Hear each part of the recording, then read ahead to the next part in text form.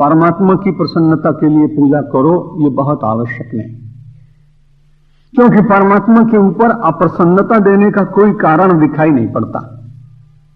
जब छोटा बच्चा आपका नाराज होता है ना, तो आप उसको पुचकारते हैं, आप उसे घुमाने ले जाते हैं, और ज्यादा हाथ पैर पटकता है तो कुछ मिठाई देते हैं, उसको आश्वासन देते हैं कि तू अभी कपड़े पहनकर तैयार हो जा, मैं तुझे गाड़ी में बिठाकर अभी घुमाने ले चलूंगा बाजार। वो अप्रसन्न हुआ तो उसको प्रसन्न करने के लिए 4-5 साधन, जो जिसका बालक जैसा हो उसको प्रसन्न करने के लिए वो वैसा उपाय करता है। आपके परिवार में कोई अत्यंत और प्रियजन आपसे कभी कभी नाराज होते हैं तो उनको भी आप प्रसन्न करते हैं। सबके अपने अपने अलग ढंग होंगे, संसार में ऐसा होता है।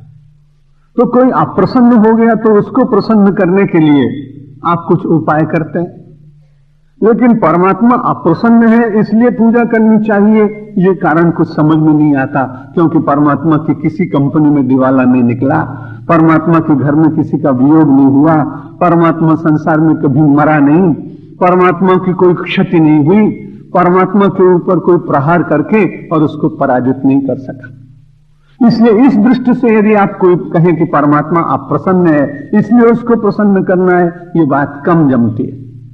लेकिन परमात्मा के पास प्रसन्नता का इतना बड़ा आगार है, परमात्मा के पास प्रसन्नता का इतना बड़ा कोश है, परमात्मा के पास इतनी प्रसन्नता और प्रसन्नता ही भरी हुई है कि यदि उसका स्मरण करेंगे तो उसकी प्रसन्नता की एक धारा मेरी ओर चल पड़ेगी और उस प्रसन्नता का मैं भी अंशधारी बन जाऊंगा, मैं उसका भागीदार बनूंगा। इसलिए परमात्मा की पूजा करनी चाहिए। परमात्मा को प्रसन्न इसलिए करना हो कि उसको कोई अभाव है तो अभाव तो है नहीं, वो तो परमात्मा सच्चिदानंद है, और जो सच्चिदानंद परमात्मा है उसको ये सीमित मानव अपनी क्रिया से, अपने शब्दों से, अपने स्तोत्र से, अपने किसी भी कार्य से उसे प्रसन्न कर सकेगा, ये कहना बहुत कठिन। जो प्रसन्नता का समुच्चय स्वरूप ही है, हम उसकी उपासना करें तो इतना ही लाभ होगा कि हम परमात्मा के अंश होने के कारण उस प्रसन्नता में हम भी मिल जाएंगे। एक आदमी कहता है कि ये कुआं मेरा है, तो उस कुएं में से जितना पानी निकालते हैं सब लोग मिलकर निकालते हैं। एक दिन उसके मन में विचार आया कि भाई गंगा जी तो बहुत दूर हैं, इसलिए चलो मैं अपने इस कुएं में गंगा जी को ले आता हूं। अब गंगा जी को कैसे लाएगा, बड़ा श्रद्धालु व्यक्ति है। स्नान करने गया और वहां से बाहर एक बड़े पात्र में गंगा जल ले आया, और गंगा जल लाकर और उसने पूरा का पूरा गंगा जल कुएं में सब लोगों के सामने उड़ेल दिया। पंडितों से मंत्र बुलवाए और उसकी बड़ी भावना है। गंगा तो बहुत दूर थी, लेकिन मैंने उस गंगा को आह्वान करके अपने इस कूप के भीतर प्रतिष्ठित करने का प्रयत्न किया है। अब उसकी भावना से वो सारा कूप का जल गंगामय हो जाता है। जिन लोगों के यहाँ जल कम होता है, मैं पश्चिमी देश में जाता हूं कई बार, प्रायः तो अपने साथ गंगा जल में लेके जाता हूं। स्वामी विवेकानंद भी ले गए थे, उनके जीवन चरित्र में मैंने पढ़ा। तो कभी कभी जब मेरे पास समाप्त हो जाता है तो मैं प्रवासी भारतीयों से पूछता हूं, तो प्रायः सबके यहां गंगा जल मिलता है।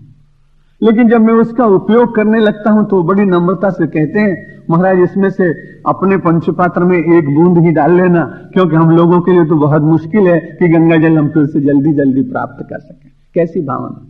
और हम सब लोग भी अपने उस पंचपात्र में एक बूंद गंगा जल डालकर और पूरे जल को गंगा जल के रूप में ही मानते हैं। ठीक इसी प्रकार से आपकी प्रसन्नता को परमात्मा की प्रसन्नता का थोड़ा सा अंश मिल जाए उसमें, तो आपकी प्रसन्नता और ईश्वर की प्रसन्नता एक हो जाए, पिता पुत्र की प्रसन्नता एक हो जाए, निर्मिति और निर्माता की प्रसन्नता एक हो जाए, जनक और पुत्र की दोनों की प्रसन्नता एक हो जाए। आप ये कह सकें कि संसार परमात्मा का है, मैं परमात्मा का हूं, जो परमात्मा का है वो मेरा है।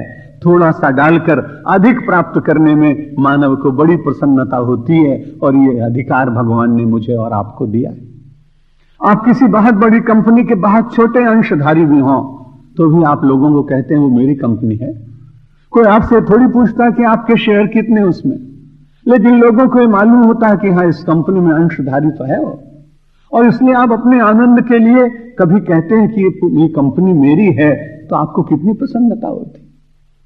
ठीक इसी प्रकार से आप इस सारे संसार में रहते हुए, ये परमात्मा का संसार है, मैं परमात्मा का हूं, इसलिए मेरा संसार में कोई विरोधी नहीं, मैं किसी का विरोधी नहीं, सबके भीतर वो परमात्मा, मेरे भीतर वो परमात्मा, इस प्रकार से जीव और ब्रह्म की एकता का अद्भुत ज्ञान करा देने की शक्ति भक्ति के भीतर है।